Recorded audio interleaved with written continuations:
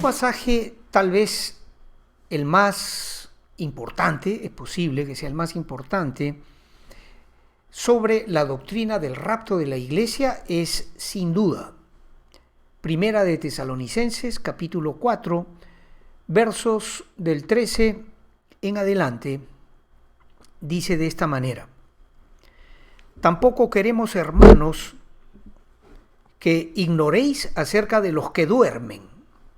Los que duermen son los que han fallecido, para que no os entristezcáis como los otros que no tienen esperanza.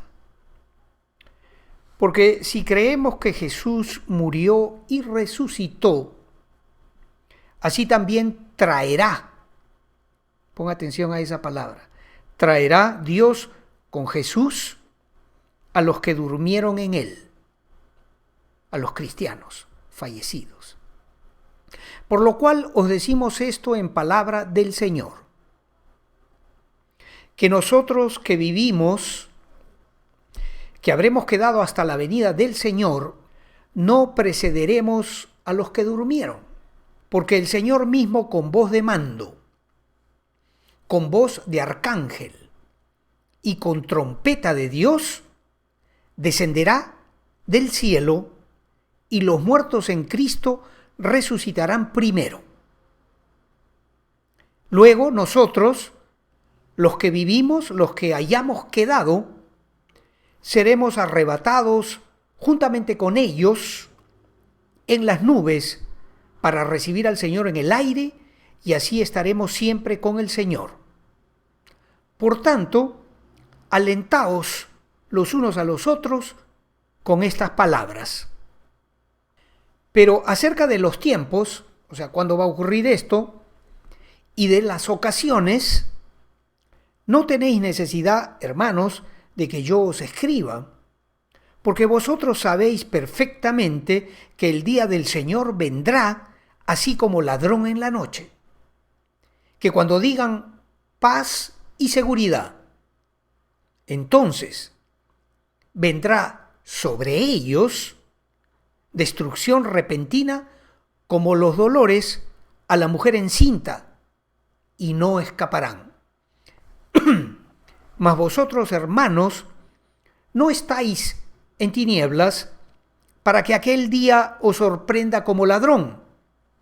Es decir, los hermanos, los creyentes, que estemos vivos en el día en que ocurra la venida del Señor para tomar a su iglesia, no estamos en tinieblas para que seamos sorprendidos, porque todos vosotros sois hijos de luz e hijos del día.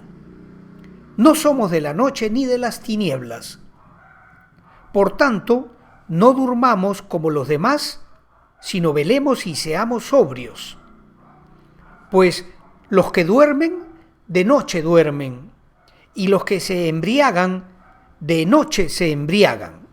Pero nosotros, que somos del día, seamos sobrios, habiéndonos vestido con la coraza de fe y de amor y con la esperanza de salvación como yelmo.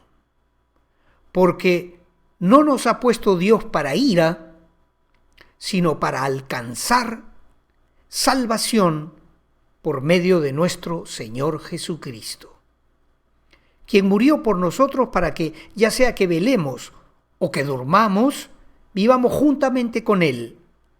Por lo cual, animaos unos a otros y edificaos unos a otros, así como lo hacéis.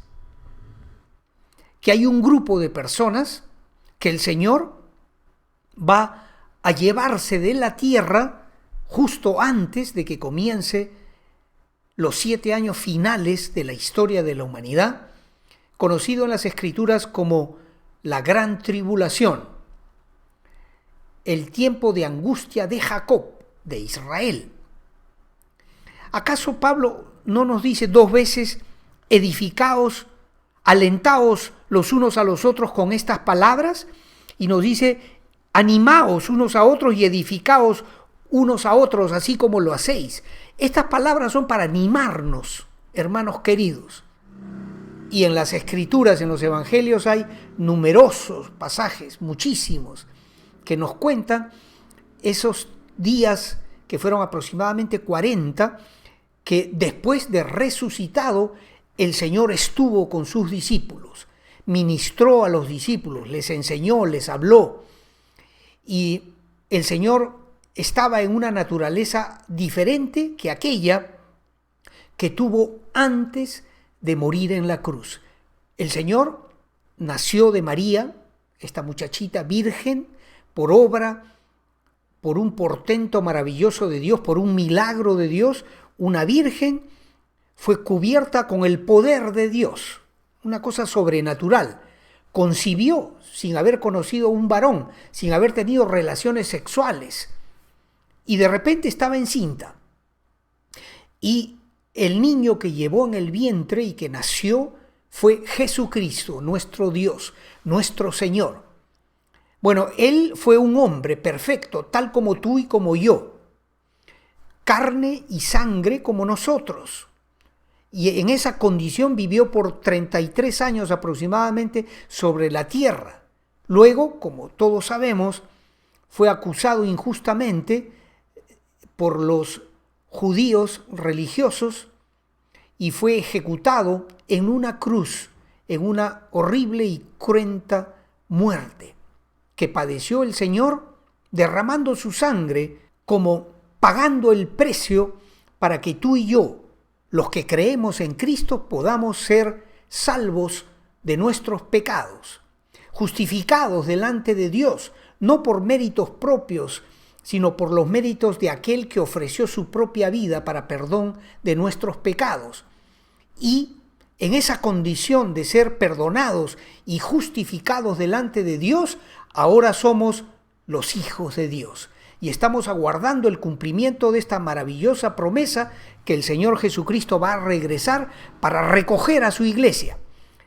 Vamos a ser también transformados en un abrir y cerrar de ojos para que juntamente con aquellos que instantes previos resucitaron, pues unidos, juntos, nos vamos a las nubes para recibir al Señor en el aire y para estar siempre con Él.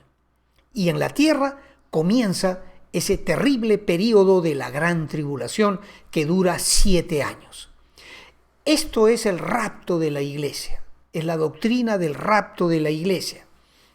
El asunto del rapto de la iglesia no es una doctrina que inventó alguien llamado Darby en el siglo XIX, allá por el 1860 y tantos, como algunos pretenden, sino que es revelación del propio Dios que nos da hace 2700 años. Mira lo que dice: Jehová, en la tribulación te buscaron, derramaron oración cuando los castigaste. Como la mujer encinta cuando se acerca el alumbramiento gime y da gritos en sus dolores. Así hemos ido delante de ti, oh Jehová. Concebimos, tuvimos dolores de parto, dimos a luz viento. Ninguna liberación hicimos en la tierra, ni cayeron los moradores del mundo. Estos 3 primeros versos que acabo de leer son un reconocimiento que hace el profeta a nombre de todo el pueblo, ¿no?, de Israel, que reconoce delante de Dios su torpeza, su ineficacia, su infidelidad, su pecado delante de Dios. Y dice, acá viene la promesa que es el paralelo con Primera de Tesalonicenses 4:13 en adelante. Dice, tus muertos vivirán. ¿Quién habla? Dios. Sus cadáveres resucitarán. ¿Acaso no dice eso también Primera de Tesalonicenses 4:13? Porque si creemos que Jesús murió y resucitó, así también traerá Dios con Jesús a los que durmieron en él, exactamente igual que la promesa que encontramos aquí. Tus muertos vivirán, sus cadáveres resucitarán. Verso 26-20. Anda, pueblo mío, entra en tus aposentos. Entra en tus aposentos. ¿Creéis en Dios? Creed también en mí. En la casa de mi Padre muchas moradas hay. Voy pues a preparar lugar para vosotros, para que donde yo estoy, vosotros también estéis. ¿Acaso no es lo mismo que dice acá, anda pueblo mío, entra en tus aposentos? Claro que sí, tenemos un lugar en el cielo. Dios nos ha preparado un lugar. Y el Señor, cuando recoja su iglesia, nos va a llevar a ese lugar, a ese aposento que Él nos ha preparado. Isaías 26, continúo leyendo, dice, entra en tus aposentos y cierra tras ti tus puertas. ¡Wow! Pon atención a esto. Que la venida del Señor será semejante a los días de Noé. Será muy semejante el rapto de la iglesia a el diluvio universal, a el arca en la que Noé salvó, guardó a su familia, su esposa, sus 3 hijos y sus 3 nueras. Cuando llegó el día, todos los animalitos de Dios habían sido ya acomodados y entra Noé con sus hijos y su esposa y sus nueras, y Dios es el que cierra la puerta del arca. Dios es el que cierra la puerta del arca. Ellos, Noé, su esposa, sus hijos y sus nueras, 8 personas en total, son salvos del diluvio. Y esto es un paralelo porque Dios es el que cerró el arca de Noé.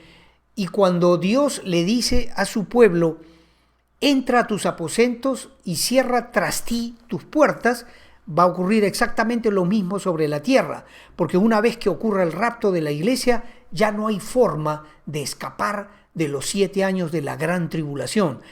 Todos los que se quedan sobre la tierra sufrirán ciertamente esa administración demoníaca de Satanás, del anticristo y de todos los demonios, que son los ángeles caídos, que van a someter al mundo a un sufrimiento sin igual. Nada es comparable al sufrimiento que la tierra sufrirá, que los hombres sufrirán durante los 7 años de la gran tribulación.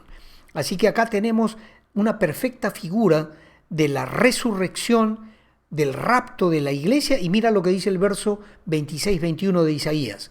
Porque he aquí que Jehová sale de su lugar para castigar al morador de la tierra por su maldad contra él. ¿Qué son los 7 años de la gran tribulación? Es el derramamiento de la ira de Dios. Y algo, con esto voy a ir terminando. La tierra descubrirá la sangre derramada sobre ella. Dios ciertamente hará justicia a los mártires de Cristo y no encubrirá ya más a sus muertos, la tierra. Dios viene a hacer juicio sobre este mundo, sobre la maldad de todos los hombres que durante miles de años han hecho maldad, innumerables crímenes. Todo va a ser revisado y todo va a ser enjuiciado por Dios. Y mira, este es el último verso que te leo. Isaías 27:1. En aquel día Jehová castigará con su espada dura, grande y fuerte, al Leviatán serpiente veloz y al Leviatán serpiente tortuosa, y matará al dragón que está en el mar. Si tú has seguido los estudios conmigo, sabes quién es el dragón, quién es la serpiente tortuosa, la serpiente veloz. ¿Quién es el enemigo del hombre y el enemigo de Dios? Sino solamente Satanás. La doctrina del rapto de la iglesia es tan antigua como Dios mismo, es eterna. Dios planeó, antes de crear el mundo, un maravilloso plan ha desarrollado Dios, y ciertamente el rapto de la iglesia es parte de ese maravilloso plan de Dios para la humanidad. Gracias por estar con nosotros, gracias por haber permanecido hasta el final de este video. Dios te bendiga, Dios te proteja, Dios te guarde. Dios haga resplandecer su bellísimo rostro su misericordia, su poder, su gloria en ti y en tu familia. Bendito seas en el nombre de Jesucristo. Yo te bendigo. Dios te prospere. Dios proteja a tus hijos, a tus padres, a tus hermanos. Gracias. Gracias por compartir este video. Gracias por el tiempo que has dedicado a escuchar esta meditación. Y espero verte en la próxima oportunidad, porque Dios mediante te veo muy pronto. Gracias. Bendiciones.